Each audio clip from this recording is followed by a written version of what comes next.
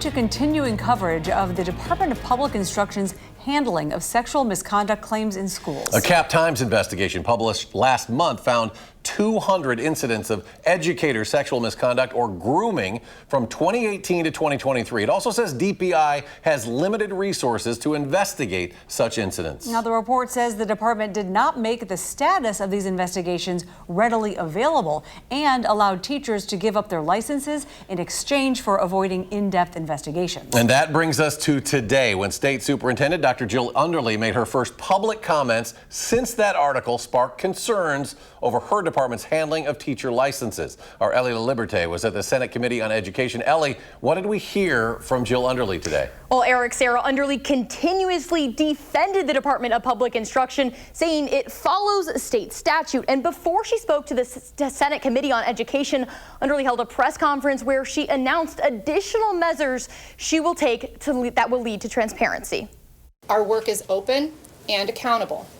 Nothing is hidden. State Superintendent Jill Underly defending the Department of Public Instruction on Tuesday. This after DPI came under scrutiny for the way it handles educator sexual misconduct allegations. To be honest, the response from DPI as of the story breaking has been disturbing to me. An October Capital Times investigation found 200 incidents of sexual misconduct or grooming in a 5-year period. In response, DPI is expanding a database to track revoked or surrendered educator licenses. And we're exploring ways to include information about why a license was revoked or surrendered. But lawmakers at Tuesday's informational hearing questioned why more wasn't done before the article's publication. I feel like this is just a response to an article, right? Now the public's aware of what's happening, and now suddenly we can reprioritize and make sure we do this. According to the article, DPI has one full-time and one part-time employee dedicated to investigating these incidents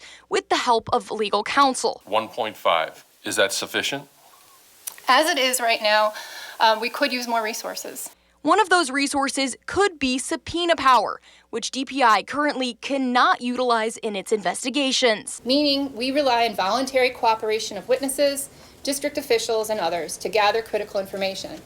Even limited authority would allow us to gather evidence more efficiently and to act faster to protect kids. Underly doubling down on what she says is good work her department is doing. And we do everything in our power to remove those who harm children from classrooms, and we do it urgently and decisively.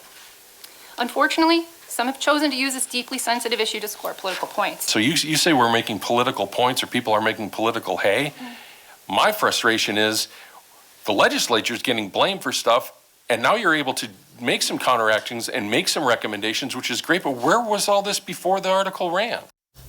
Now today, Underly also released other steps she is hoping to take, including establishing statewide standards, modernizing licensing, and strengthening laws. On Monday, Republicans proposed a bill to clearly define grooming in state statutes, something Underly says she is in favor of.